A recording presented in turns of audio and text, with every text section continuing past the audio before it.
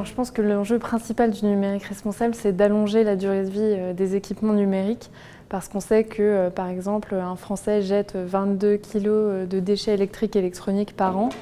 et que la phase de fabrication, souvent, de ces équipements électriques et électroniques, c'est la plus lourde en termes d'impacts environnementaux. Par exemple, pour un smartphone, c'est environ 80% des impacts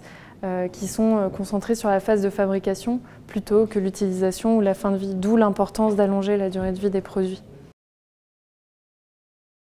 Du coup, je travaille à l'association HOP, Halte à l'obsolescence programmée, qui vise à fédérer le plus de citoyens possible pour influencer à la fois les lois et les entreprises pour des produits plus durables et réparables.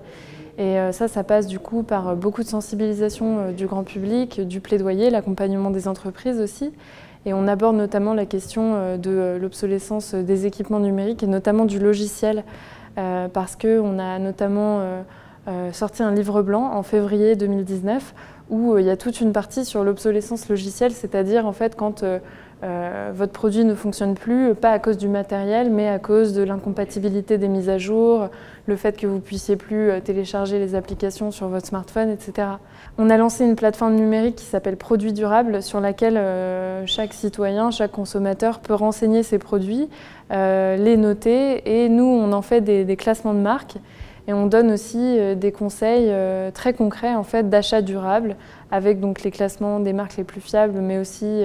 les critères à regarder par exemple pour acheter un nouveau smartphone, notamment de voir si on ne peut pas l'acheter reconditionné pour éviter la production d'un appareil neuf, mais aussi des conseils d'entretien, de réparation, de garantie, etc.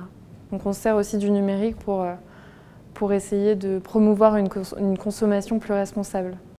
Alors pour promouvoir un numérique plus responsable dans son entreprise, je pense qu'une première étape, ça peut être d'essayer d'éviter l'achat, le renouvellement trop rapide des équipements, notamment du coup essayer d'avoir recours au reconditionné, de faire durer les produits le plus longtemps possible, également de sensibiliser ses collègues ou tous les collaborateurs à l'entretien des produits, etc. et de privilégier la réparation plutôt que le remplacement en cas de panne.